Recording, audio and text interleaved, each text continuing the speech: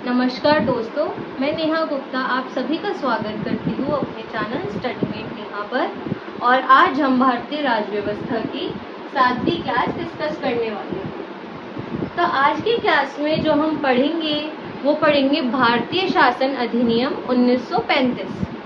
Class start करने से पहले मैं आप सभी से माफ़ी मांगना चाहती हूँ कि मैं कल आपको कोई भी क्लास नहीं दे पाई थी कुछ कारणों की वजह से, पर मैं आगे ये बिल्कुल ट्राई करूँगी कि मैं कोई भी दिन खाली ना छोड़ूँ। और जो भी दिन खाली छूटे तो मैं उसमें आपसे कहना चाहती हूँ कि आप पिछली चीज़ों को अच्छे से रिवाइज कर लें, उनको पक्का कर लें। तो चलिए आज की क्लास हम शुरू करते हैं। तो मैंने जैसे कि बताया कि आज हम पढ़ेंगे भारतीय शासन अधिनियम 1935।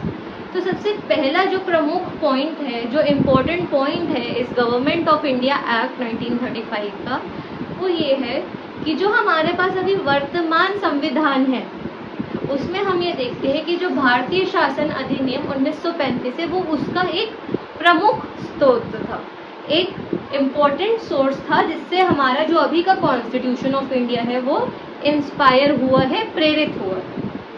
उसके बाद हम ये देखते हैं कि भारतीय शासन अधिनियम के तहत ही सबसे पहली बारी सर्वप्रथम संघीय शासन की भी व्यवस्था लाई गई, जिसमें भारत को कैसे बांट दिया गया, ब्रिटिश भारतीय प्रांत में और देशी रियासतों में।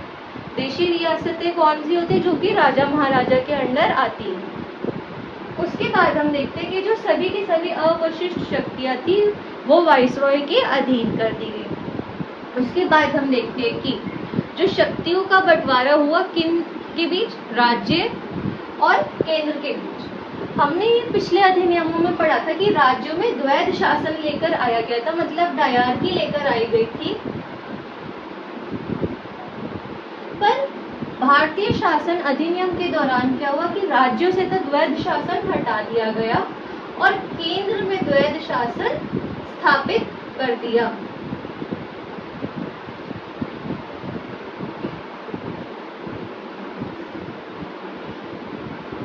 उसके बाद हम ये देखते हैं कि जो दलित जातियां थी, महिलाएं थी और जो बुजुर्ग लोग थे उनके लिए अलग से निर्वाचन व्यवस्था भी लेकर आई गई और मताधिकार का भी इस अधिनियम के दौरान विस्तार हुआ। उसके बाद हम ये देखते हैं कि मुद्रा, देश की मुद्रा और साख के ऊपर नियंत्रण रखने के लिए किसकी स्थापना करी गई? भारतीय रिजर्व बैंक। अभी भी हम देखते हैं ना हमारे इंडिया में कौन सा रिजर्व बैंक ऑफ इंडिया है, तो भारतीय शासन अधिनियम 1935 के तहत मुद्रा एवं साख पर नियंत्रण रखने हेतु भी भारतीय रिजर्व बैंक की स्थापना करी गई। उसके बाद हम ये देखते हैं, अगला पॉइंट ये है कि 1937 के अंदर इस अधिनियम के अनुसार ही, अनुरूप ही जो बर्मा था उसे भारत से अलग कर दिया गया, उसके अलग से स्थापना कर दी। और दूसरा हम क्या देखते हैं, 1937 में क्या हुआ कि अलग से संघीय न्यायालय की भी स्थापना कर दी गई। उसके बाद हम ये देखते हैं भारतीय शासन अधिनियम 1935 के तहत ही सबसे पहली बारी संघ लोक सेवा आयोग की स्थापना हुई और प्रांतीय सेवा आयोग की भी स्थापना हुई और अन्य राज्यों में भी आयोग की स्थापना हुई। तो दोस्तों यही था आपका भारतीय शासन अधिनियम 1935। मैं फिर से आपको ये सभी पॉइंट्स जल्दी जल्दी बता देती हूँ। भारतीय शासन अधिनियम 1935 जो हमारा वर्तमान संविधान है उसका एक प्रमुख स्रोत है। भारतीय शासन अधिनियम 1935 के अंदर ही हम देखते हैं कि सर्वप्रथम संघीय शासन की भी स्थापना करी गई थी, जिससे जो भारत है उसको दो हिस्सों में भाग कर दिया गया था, उसका ब्रिटिश भारतीय प्रांत और दूसरा था देशी रियासतें जो राजा महाराजा के अंडर थी। उसके बाद हम देखते हैं कि जो सभी प्रकार की अवशिष्ट शक्तियां थी वो वाइसरॉय के अधीन कर दी गई और जो सारी की सारी शक्तियां थी वो केंद्र और राज्यों में बांट दी गई।